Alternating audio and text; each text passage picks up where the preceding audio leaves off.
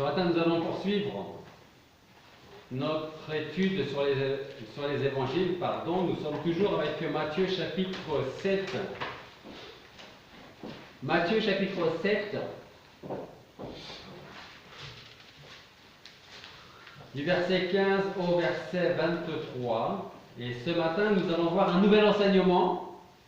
La semaine dernière, la semaine d'avant, nous avons parlé des deux chemins, des deux portes, étroit et resserré ou large et spacieux. J'espère que vous avez pu méditer sur cet enseignement du Seigneur. Ce matin, nous allons voir donc un nouvel enseignement, une nouvelle parabole du Seigneur qui va nous parler des deux arbres et des différents fruits que nous pouvons trouver sur ces arbres, ou pas d'ailleurs. Donc, comme la semaine dernière et la semaine d'avant, on va couper cette prédication en deux parce que sinon ce serait beaucoup trop long. Nous allons donc lire Matthieu chapitre 7, versets 15 à 23, qui nous dit: Gardez-vous des faux prophètes qui viennent à vous en habit de brebis, mais qui au-dedans sont des loups ravissants. Vous les reconnaîtrez à leurs fruits. Cueille-t-on des raisins sur des épines ou des figues sur des chardons? Ainsi, tout bon arbre porte de bons fruits, mais le mauvais arbre porte de mauvais fruits. Un bon arbre ne peut porter de mauvais fruits, ni un mauvais arbre porter de bons fruits. Tout arbre qui ne porte pas de bons fruits est coupé et jeté au feu. Vous les connaîtrez donc à leurs fruits. Ce n'est pas tout homme qui me dit Seigneur, Seigneur qui entrera dans le royaume des cieux, mais celui qui fait la volonté de mon Père qui est dans les cieux. Plusieurs nous diront ce jour-là: Seigneur, Seigneur, n'avons-nous pas prophétisé en ton nom? N'avons-nous pas chassé des démons en ton nom? N'avons-nous pas fait plusieurs miracles en ton nom? Alors je leur dirai ouvertement: je ne vous ai jamais connus. Retirez-vous de moi, vous qui faites métier d'iniquité. Prions. Père Céleste, à travers cette nouvelle étude de ta parole, nous voulons te demander de nous parler, de nous enseigner, comme tu le fais dimanche après dimanche. Aide-nous à retenir ce que nous allons voir ce matin, ce que tu veux nous enseigner, et surtout aide-nous à le mettre en pratique, à voir notre vie, à nous examiner, voir quels sont les fruits que nous portons. Je te demande de nous préparer, Seigneur, à cela. Que ton Esprit Saint nous prépare à recevoir ta parole dans nos cœurs, et nous remettre sur le bon chemin si nous nous détournons. Seigneur, nous te remettons donc ces moments entre tes mains maintenant, pour ta gloire, et en Jésus-Christ, nous te prions. Amen. Alors cette nouvelle parabole commence par un avertissement solennel de la part du Seigneur. Il dit: Gardez-vous des faux prophètes qui viennent à vous en habit de brebis, mais qui au-dedans sont en fait des loups ravissants ou ravisseurs. Nous allons donc voir à travers cet enseignement que notre profession de foi, c'est-à-dire ce que nous croyons, doit être solide comme le roc, doit être d'une solidité irréprochable. Et pour qu'elle soit d'une solidité irréprochable, notre foi et notre connaissance de Dieu, eh bien, notre foi doit être fondée sur Dieu lui-même et sur sa parole. Pas sur ce que quelqu'un peut dire, mais sur la parole de Dieu. Nous allons donc voir à quoi ressemblent ces faux prophètes qui viennent à nous en habit de brebis, mais qui en fait au-dedans sont des loups. Puis, dans un deuxième temps, nous allons voir, donc, surtout la semaine prochaine, nous allons voir quelles sont les caractéristiques de la foi chrétienne, la vraie foi chrétienne, et comment faire la différence entre les vrais chrétiens et les faux prophètes. Dieu voulant, ça ce sera la semaine prochaine. Pour ce matin, nous allons voir les caractéristiques des faux prophètes. Donc, vous allez voir à travers l'étude de ce matin que le Seigneur ne nous parle pas de gens qui rejettent ouvertement ou qui disent « moi je ne crois pas en Dieu ». Le Seigneur nous parle de ces gens qui affirment connaître Dieu, mais à leur manière à eux. D'ailleurs, aujourd'hui, nous trouverons dans nos églises de plus en plus d'enseignants et d'enseignements, donc, qui méprisent la foi. Alors, de quelle manière s'y prennent-ils? Eh bien, ils vont enlever toute crédibilité, toute véracité de certains récits bibliques. C'est-à-dire que, pour certains, en tout cas les 11 premiers chapitres de la Genèse, ce n'est que des fables. Il faut prendre ça comme des paraboles, et non pas comme quelque chose de vrai. Déjà, à partir du moment où on dit les 11 premiers chapitres du premier livre de la Bible, la Genèse, il ne faut pas les prendre littéralement, déjà, on enlève de la parole de Dieu la vérité. Un autre exemple. Beaucoup nient la naissance virginale de Jésus. D'autres nient sa résurrection. Sans oublier que pour beaucoup d'autres, l'enfer n'existe pas ou n'existe plus. Donc à partir du moment où on commence à prêcher ce genre d'absurdité, d'erreur, on peut considérer que nous avons affaire à de faux prophètes. Et ce qui se passe aussi parfois, même si on ne dit pas que l'enfer n'existe plus, même si on ne nie pas la résurrection de Christ, beaucoup vont prendre le christianisme, l'évangile, la parole de Dieu, comme simplement un code de bonne conduite à mettre en pratique pour vivre tout simplement une vie agréable. Mais est-ce vraiment ça, l'évangile? C'est ce que nous allons voir ce matin. Dans notre pays, vous entendrez parler de religion. Que ce soit à la télévision, dans les foyers, au travail, à l'école, à la radio. Pourtant, que nous dit le Seigneur au verset 21 et 23 de notre passage? Il dit, ce ne sont pas tous ceux qui me disent Seigneur, Seigneur qui entreront dans le royaume des cieux. Parce qu'il va leur dire ouvertement, je ne vous ai jamais connu. Et puis comprenez bien encore le verset 15, le premier verset de notre passage, qui nous dit, gardez-vous des faux prophètes qui viennent à vous en habits de brebis. Ils sont déguisés, mais qui au-dedans sont des loups ravissants. Alors vous savez, ces gens, ces loups-là, ne sont pas nés d'hier ni d'avant-hier. Ils étaient déjà présents au temps de Jésus-Christ quand il était ici-bas. Et le Seigneur nous le décrit dans le chapitre 23. Je vous invite à regarder Matthieu, on reviendra après dans le chapitre 7. Matthieu chapitre 23.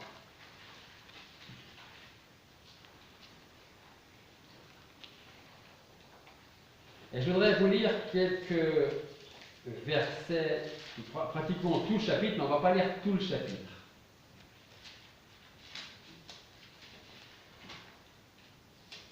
Nous lisons.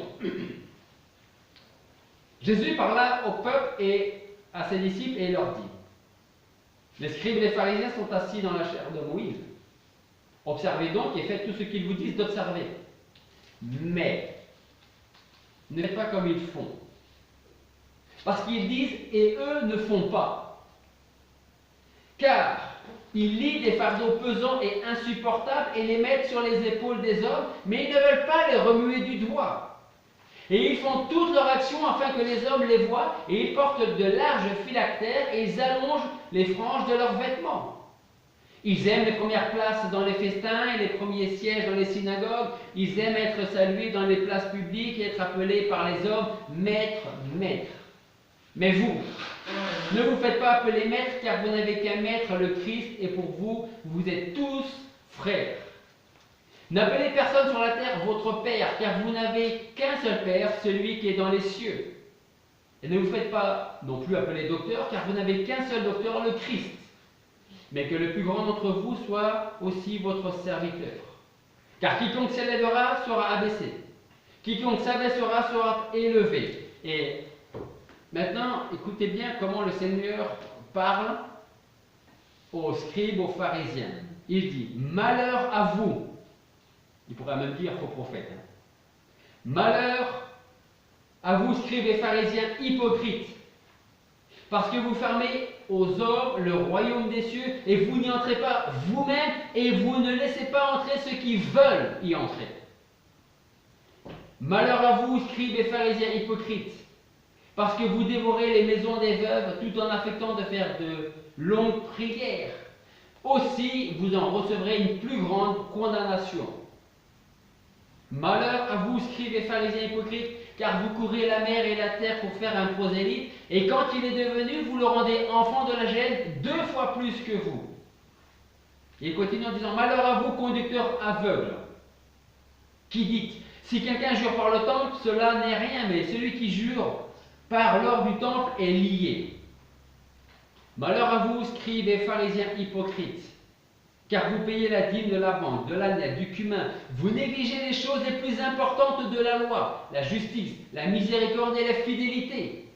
Et il dit qu'il fallait faire ces choses-ci et ne pas omettre celles-là. Il continue, malheur à vous, scribes et pharisiens hypocrites, car vous nettoyez le dehors de la coupe et du plat, tandis qu'au-dedans, vous êtes plein de rapine et d'intempérance. Pharisiens aveugles, nettoie premièrement le dedans de la coupe et du plat, afin que le dehors en devienne aussi net. Un peu plus loin, il dit, malheur à vous, scribes et pharisiens hypocrites, car vous ressemblez à des sépulcres blanchis qui paraissent beaux par dehors, mais qui au-dedans sont pleins d'ossements, de morts et de toutes sortes de pourritures. Vous de même, au dehors, vous paraissez juste aux hommes, mais au-dedans, vous êtes remplis d'hypocrisie et d'injustice. Et encore une dernière chose, un peu plus loin, il dit, malheur à vous, scribes et pharisiens hypocrites, car vous bâtissez des tombeaux aux prophètes et vous ornez les sépulcres des justes, et vous dites, si nous eussions été du temps de nos pères, nous n'aurions pas été leurs complices pour répandre le sang des prophètes.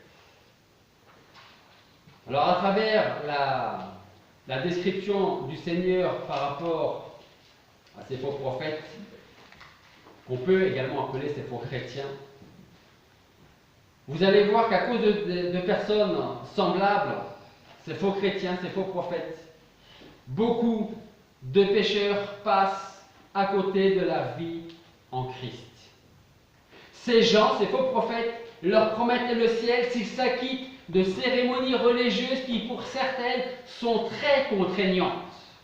D'ailleurs, qu'est-ce qu'il dit le Seigneur au début? Il dit, ils font toutes leurs actions afin que les hommes les voient, mais surtout au début, il lit des fardeaux pesants et insupportables qu'ils vous mettent sur les épaules. Ils vous disent, voilà ce que vous devez faire. Il ne fallait surtout pas leur dire, mais vous le faites. Hein? Il ne fallait surtout pas les remettre en question. Il disait, voilà ce que vous devez faire. Et à cause de ça, donc, ils passent à côté de la vie en Christ. Sans oublier une des phrases qu'on entend trop souvent dans beaucoup d'églises. Et là, je parle du XXIe siècle. Une petite phrase qui dit, invitez Christ dans votre vie. Pour que votre vie soit changée, pour que vous puissiez vous sentir mieux. Nulle part, dans la Bible, il est dit, invitez Christ à venir dans votre vie. Et nous, on le dit quand même. À cause de ces paroles trompeuses des pharisiens hypocrites, des scribes, ou d'aujourd'hui, beaucoup passeront l'éternité en enfer tout en croyant être sauvés parce qu'ils auraient dit un jour, Jésus, je t'invite dans ma vie. On va peut-être me dire, mais je ne comprends pas très bien ce que tu es en train de me dire. Tout simplement, le Seigneur, enfin, dans l'Évangile, il n'est pas dit invitez le Seigneur dans votre vie et tout ira mieux. Ça, c'est ce qu'on dit dans certaines prédications. La Bible nous dit reconnaissez-vous comme pécheurs et venez au Seigneur, implorez son pardon. Ce n'est pas de Jésus, je t'invite à venir. Croyez-moi, c'est très dangereux d'amener des gens à penser qu'ils sont chrétiens alors qu'ils n'ont pas répondu bibliquement à l'Évangile. Et j'insiste bien sur le terme de bibliquement. Par contre, on va avoir répondu à l'invitation de celui qui vous dit « Invitez Christ à venir dans votre vie ». Mais on ne répond pas bibliquement. En fait, cet évangile n'est pas celui de la Bible, c'est celui des hommes. Et il le prêche pour plaire au plus grand nombre, pour que les églises soient toujours plus remplies. Parce que c'est toujours plus flatteur d'amener quelqu'un dans mon église, tu verras, où nous sommes 300 personnes et ça chante tous les dimanches. Cet évangile, celui des hommes, ne dira pas aux hommes, vous êtes pécheurs et perdus. Le faux évangile ne dira jamais, vous êtes pécheurs et perdus. Il dira, vous n'êtes pas parfaits. Vous voyez la différence? Pourquoi? Parce que c'est ce que les gens ont envie d'entendre. On n'a pas envie d'entendre qu'on est perdu, condamné, pécheur. On accepte plus d'entendre que nous ne sommes pas parfaits. Il y a ce passage que vous pouvez voir avec moi en 2 Timothée chapitre 4. On l'a encore vu ce matin.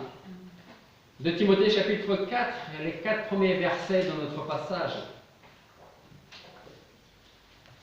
C'est Paul qui insiste auprès du jeune Timothée. Il dit « Je t'en conjure devant Dieu et devant le Seigneur Jésus-Christ qui doit juger les vivants et les morts lors de son apparition et de son règne. Prêche la parole, insiste en tout temps, hors du temps, reprend, censure, exhorte en toute patience et en instruisant. Pourquoi? Parce qu'il viendra un temps où les hommes ne souffriront point, ne voudront plus entendre la saine doctrine, mais où désireux d'entendre des choses agréables ou moins pénibles, ils s'amasseront des docteurs selon leur convoitise. Ils fermeront l'oreille à la vérité et ils se tourneront vers des femmes, vers des gens qui leur disent « Vous n'êtes pas perdus, vous n'êtes tout simplement que pas parfaits. » Ce même évangile ne dira pas aux hommes qu'ils ont péché, il dira qu'ils ont fait des erreurs. L'évangile des hommes. Cet évangile de l'homme dira ils ont fait des mauvais choix. Ils traversent des moments difficiles, c'est ce qui explique leur attitude. Ils ont de mauvaises habitudes, mais ce ne sont pas des pécheurs pour autant. Cet évangile dira encore, si vous avez assisté à des funérailles, ce même évangile, l'évangile avec un petit e, l'évangile de l'homme, dira, lors de funérailles, que des personnes qui, ici-bas sur la terre, ne voulaient jamais de Jésus-Christ de Dieu, ne voulaient même pas en entendre parler, passent aujourd'hui l'éternité avec celui dont ils n'ont jamais voulu ici-bas. Mais est-ce ça le véritable évangile?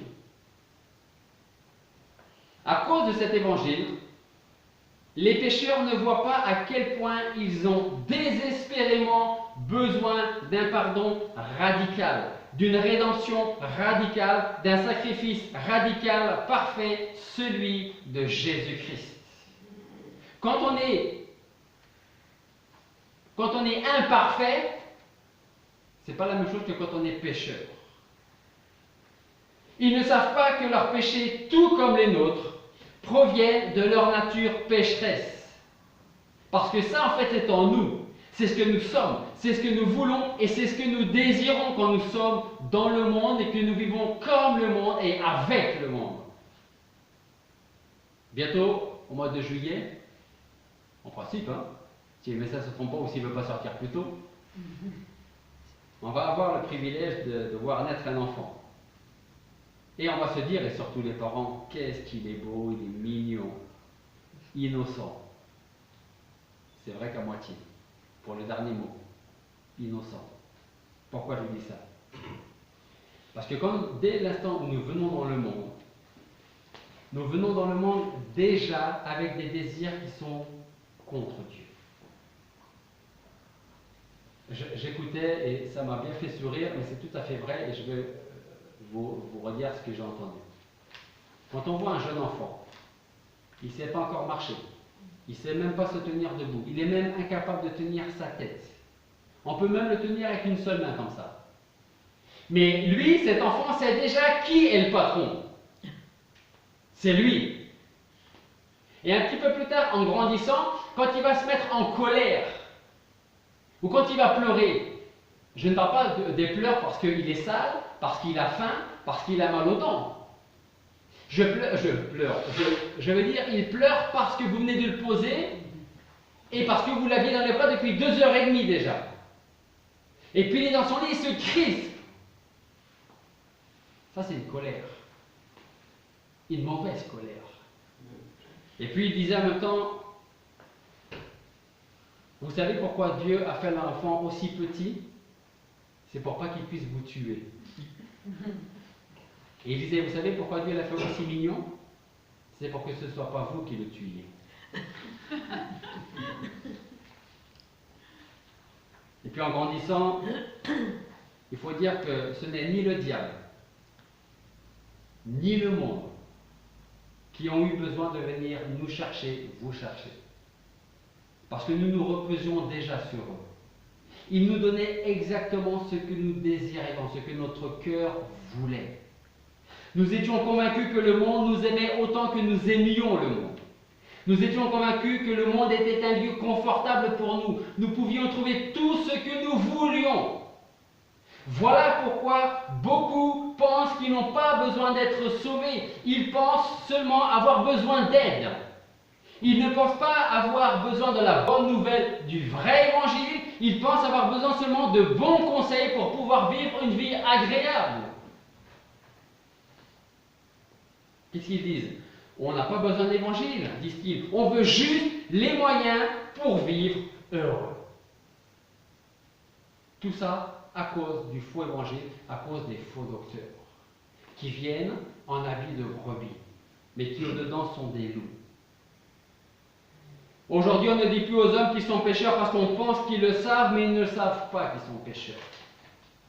Demandez à quelqu'un autour de vous s'il se considère comme pécheur. Vous savez ce qu'il risque de vous dire?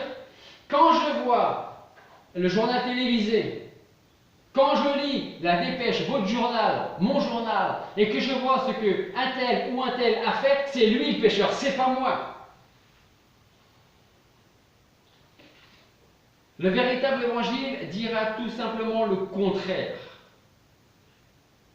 Nous sommes pécheurs, condamnés et perdus. Paul dit en Romains 3,23, il n'y a pas de distinction. Même les jeunes enfants qui viennent de naître, tous ont péché et sont privés de la gloire de Dieu. Ça, c'est le véritable évangile. On lit encore, car le salaire du péché, c'est la mort. Romains 6,23. Alors souvenez-vous des paroles de Jésus, qui dit, gardez-vous des faux prophètes. Vous les reconnaîtrez donc à leurs fruits. Et il dit, est-ce qu'on va cueillir des raisins sur des épines? Ou des figues sur des chardons? Aussi, tout bon arbre porte de bons fruits, mais le mauvais arbre ne peut pas porter de bons fruits. Un bon arbre ne peut porter de mauvais fruits non plus. Ni un mauvais arbre porter de bons fruits. Alors pourquoi notre foi doit être solide? Déjà pour contrer les faux prophètes qui viennent en habit de brebis. Pourquoi doit-elle être fondée sur la parole de Dieu pour que nous ne soyons plus des enfants flottants et emportés à tout vent de doctrine par la tromperie des hommes, par leur ruse dans les moyens de séduction? C'est ce que Paul dit aux Éphésiens chapitre 4 verset 14. Vous savez, le bon, je crois qu'on appelle ça un horticulteur, hein. Le bon horticulteur reconnaîtra un arbre fruitier même s'il n'a aucune feuille. Rien que par le tronc, les formes, les taches, le tronc, il dit, ça c'est un pommier, ça c'est un poirier, ça c'est un cerisier, un abricotier, un noisetier. Même sans aucune feuille. Nous, en règle générale, on le reconnaît surtout à la feuille, quand on y arrive, encore. Ou aux fruits. Ça, ce sont pour ceux qui connaissent vraiment rien du tout, ni même aux feuilles. Mais, le bon horticulteur, sans le fruit, sans la feuille, peut vous dire de quel arbre il s'agit sans se tromper. Si vous voulez savoir ce qui vous annonce autre chose que le véritable évangile est vrai ou pas, vous devez avoir une très bonne connaissance de la parole de Dieu pour pouvoir dire ça c'est pas vrai. C'est une erreur. Et je peux te prouver en te montrant dans la parole de Dieu où est l'erreur. Mais est-ce que nous sommes capables aujourd'hui de pouvoir aller à l'encontre de quelqu'un qui affirme des erreurs et lui démontrer dans la parole de Dieu qu'il a tort? J'espère que oui. Mais si ce n'est pas encore le cas, on a besoin d'apprendre, de retenir, de mettre en pratique l'évangile, la parole de Dieu. Donc à nous maintenant de nous examiner personnellement pour savoir quelle sorte de fruits nous portons. De bons fruits pour Dieu ou des bons fruits pour le monde. Ou les mêmes fruits que le monde. C'est un petit peu comme les deux chemins. Le chemin étroit, resserré, le chemin large et spacieux. Et vous savez, alors je ne connais pas grand-chose en horticulture ou même en jardinage, mais il paraît que, je pense, si je ne me trompe pas, que quand vous mettez un arbre fruitier, que vous plantez un arbre fruitier, et que vous n'arrosez que très rarement, il faut qu'il fasse ses racines. Il faut qu'il aille chercher l'eau. Parce que s'il ne va pas chercher l'eau, il meurt. Si on l'arrose à chaque fois, il n'ira pas chercher des racines. Et quand la sécheresse va arriver, qu'est-ce qu'il va faire? Il va mourir. Parce qu'il n'a aucune racine. Aucune. Mais l'arbre qui a de grandes, de longues, profondes racines survivra même en plein cagnard. Et nous devons avoir une foi enracinée profondément dans la parole de Dieu. Tout d'abord pour notre vie, notre témoignage, et pour contrer ceux qui viennent en habit de brebis et qui ne sont pas du tout chrétiens. Dieu voulant, nous voyons la suite la semaine prochaine avec certains des bons fruits qui se trouvent sur le bon arbre. Parce que le mauvais arbre ne portera jamais de bons fruits, des fruits pour Dieu et pour que sa vie glorifie le Seigneur. Prions.